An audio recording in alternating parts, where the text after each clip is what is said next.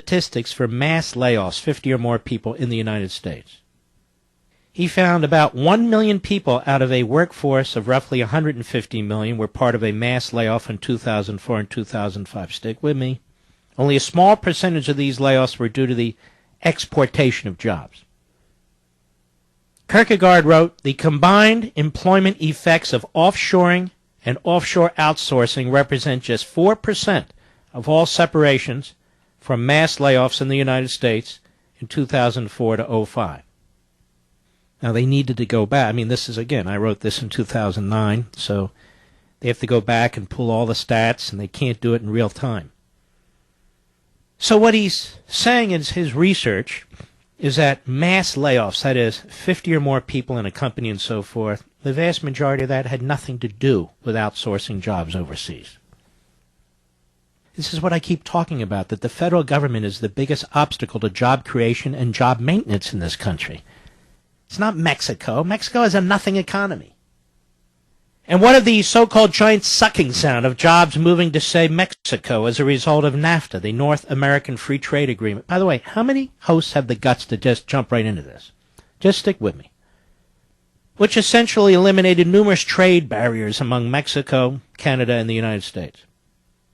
Those job losses would have shown up in America's unemployment statistics at the time. NAFTA took effect in 1994. Unemployment generally declined. In 2007, before the economic downturn that took place at the end of the Bush administration, the average unemployment rate was 4.7%, below the prevailing rates in the 70s, 80s, and 90s, so NAFTA had nothing to do with it.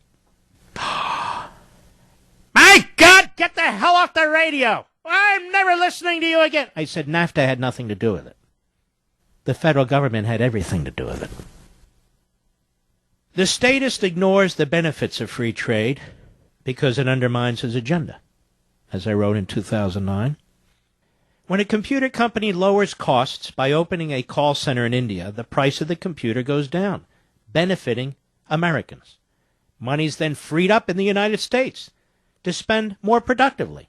As Indians become wealthier, they buy more goods and services too, including from the United States. In the past several years, some of the fastest growth in American goods and services have been exports to India.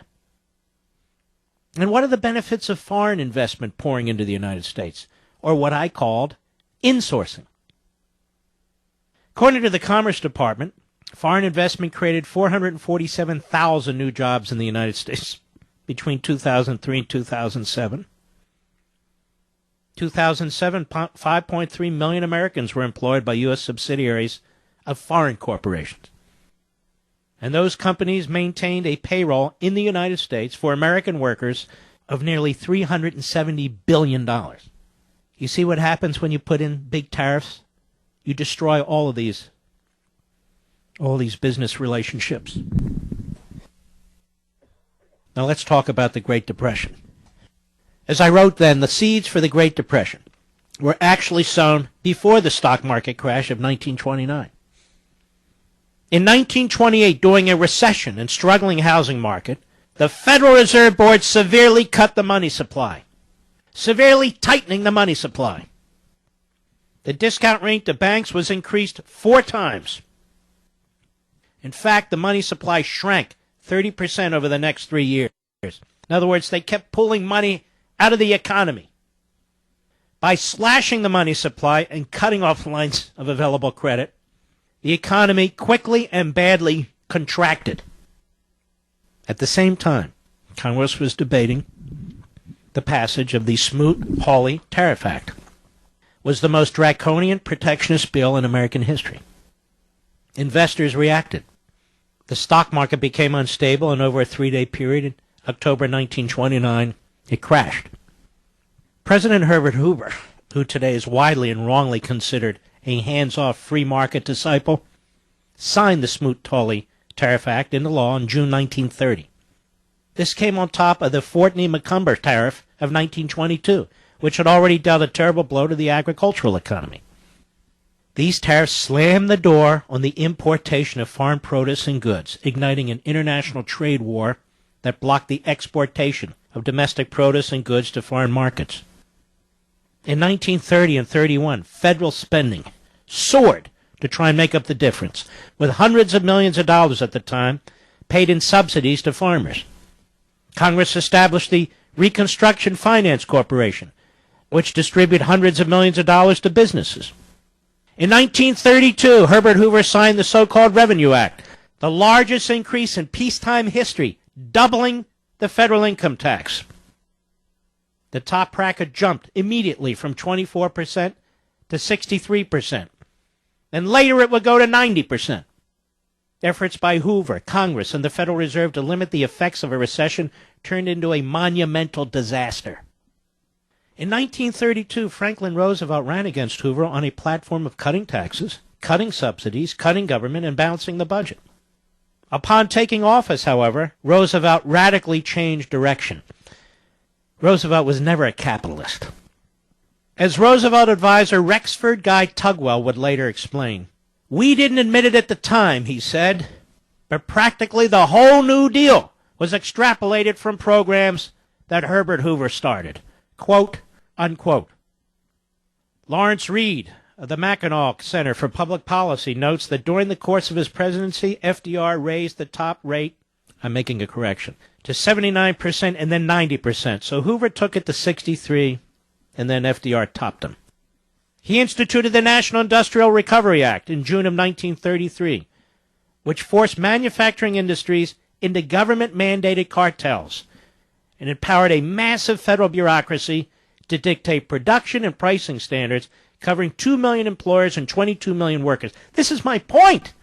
All this talk about protectionism and tariffs and all the rest, not only will it destroy what's left of our economy, not only will it put millions of you out of work, particularly millions of you who work with your hands, but it empowers government like nothing else. They create these crises and then they step in and they empower themselves. That's exactly what FDR did and his so-called brain trust. The National Industrial Recovery Act, in essence, it was a backdoor nationalization program. You couldn't do anything without governmental approval. Although the Supreme Court eventually ruled that that act was unconstitutional, the damage had been done. Industrial production dropped 25% in 6 months after that law had passed. Roosevelt established the Civil Works Administration, later the Works Progress Administration, which had been hailed as putting the unemployed to work, constructing roads, bridges, and buildings. But they were rife with waste and corruption. Amity Shlaes, great author of The Forgotten Man, A New History of the Great Depression, she put it this way: evidence from that period suggests that government was crowding out the private sector. The Tennessee Valley Authority, for example, dealt a mortal blow to a private employer that wanted to electrify the South. For every state relief job created, about half a private sector job was killed. So they did nothing to improve the systemic unemployment problem in this country, folks. Indeed, Roosevelt oversaw the implementation of hundreds of laws, regulations, policies, spending programs, the creation of numerous agencies to enforce them. And it is clear that in doing so, he prolonged the economic despair of tens of millions of Americans by exacerbating a recession and then later the Great Depression. Now, Reed recounts that Roosevelt's Treasury Secretary, Henry Morgenthau, Jr., wrote in his private diary, quote, "We have tried spending money. We are spending more than we have ever spent before, and it does not work. We've never made good on our promises. I say after 8 years of this administration, we have just as much unemployment as when we started, and an enormous debt to boot," unquote. At no time during the 8 years of the Great Depression under FDR did the unemployment figure drop below 14%. In 1930, it was 8.9. 1931, 15.9. 1932, 23.6%. 1933, 24.9%. 1934, 21.7%. 1935, 20.1%. 1936, 17%. 1937, 14.3%. 1938, 19%. 1939, 17.2%. 1940, 14.6%. Over 10 years. Absolute misery and destruction of our economic system. Destruction of our constitutional system. They took a recession and they turned it into a depression. And they took a depression and they turned it into iron-fisted centralized government. This is why we reject massive tariffs. Oh, I'm a populist. No, you're not a populist. You're a socialist.